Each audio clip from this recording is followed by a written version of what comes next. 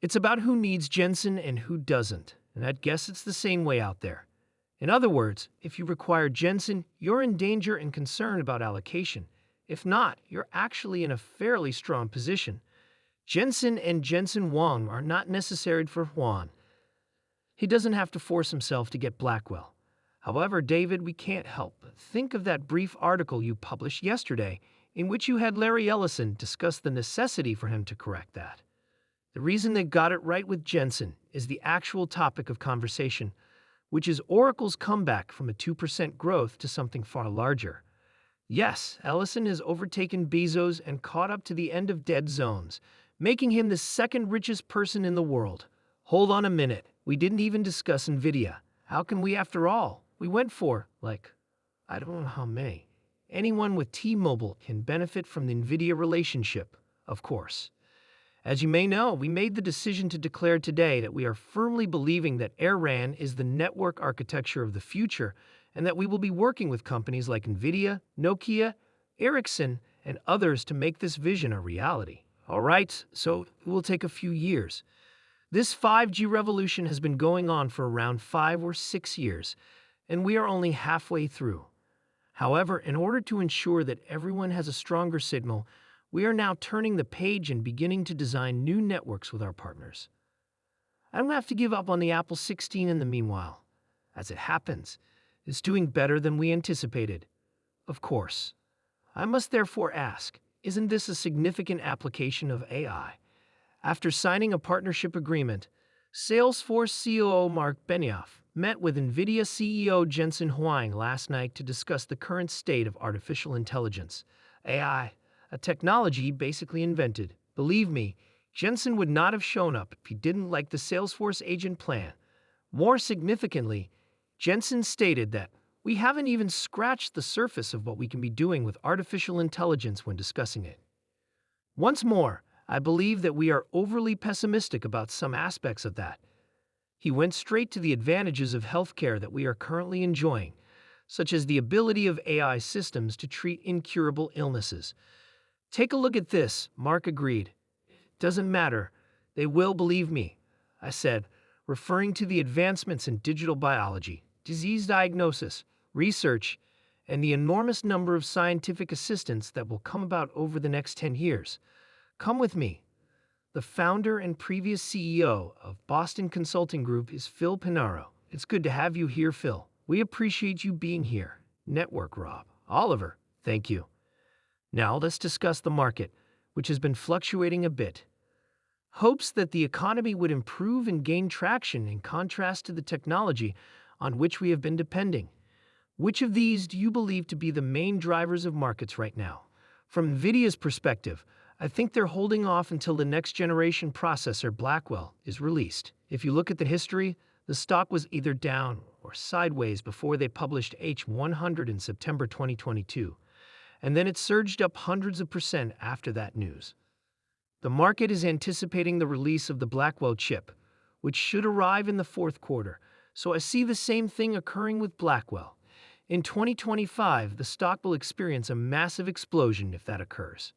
However, there is more to my prediction that Nvidia would reach $800 by 2030 than simply a single chip.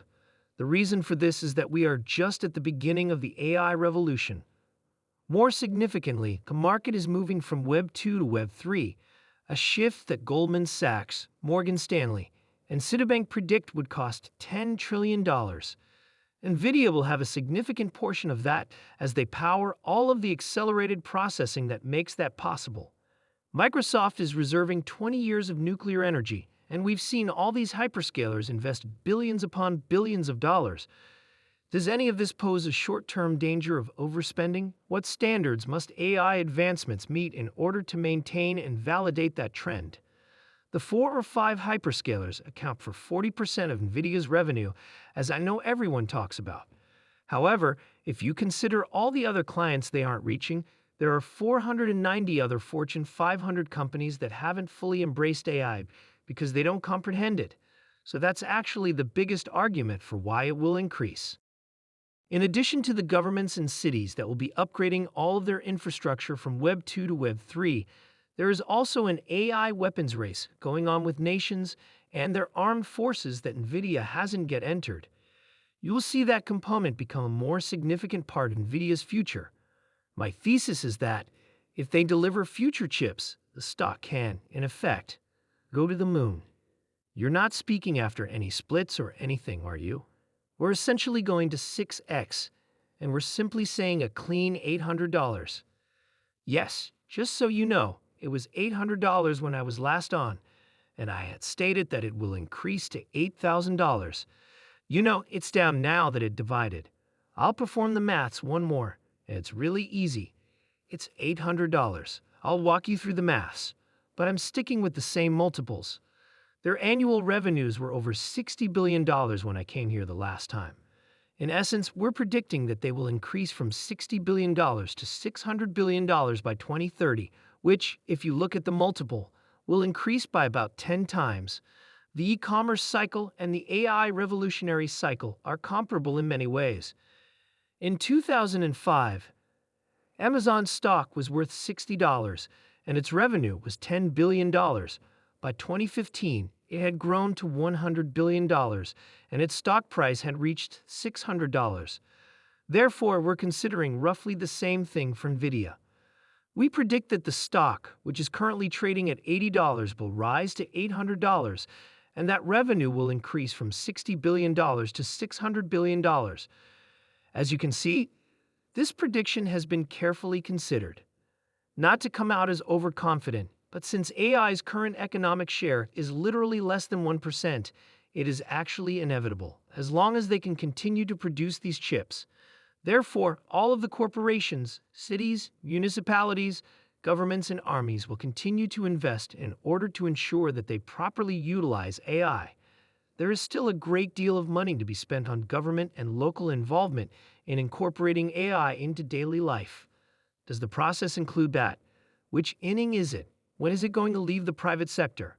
For one thing, I would think there's a fairly large gravy train that hasn't departed yet. Yes, I am now speaking with businesses, and it is preferable to provide concrete examples.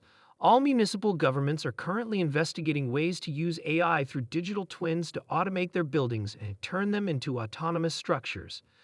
In addition to chips, Nvidia also offers digital twins or Omniverse and NVDA, which is a programming language that allows you to create a digital twin of a real building and use it to control the entire structure from your phone. This is something that many people are unaware of. This will enable you to automate the asset infrastructure as a whole. I also had a conversation with the federal government, which we are required to keep private, and they have designated heads of AI for each of the agencies. They intend to digitize all of their assets, which implies that they will once more use digital twins to manage, track, monitor, and operate them. The final line is that Nvidia currently has 40% market share, which many perceive as a drawback given the hyperscalers alone. But it's actually the biggest plus, because they recognize the advantages of AI. Those 4 hyperscalers are utilizing it and increasing their expenditures.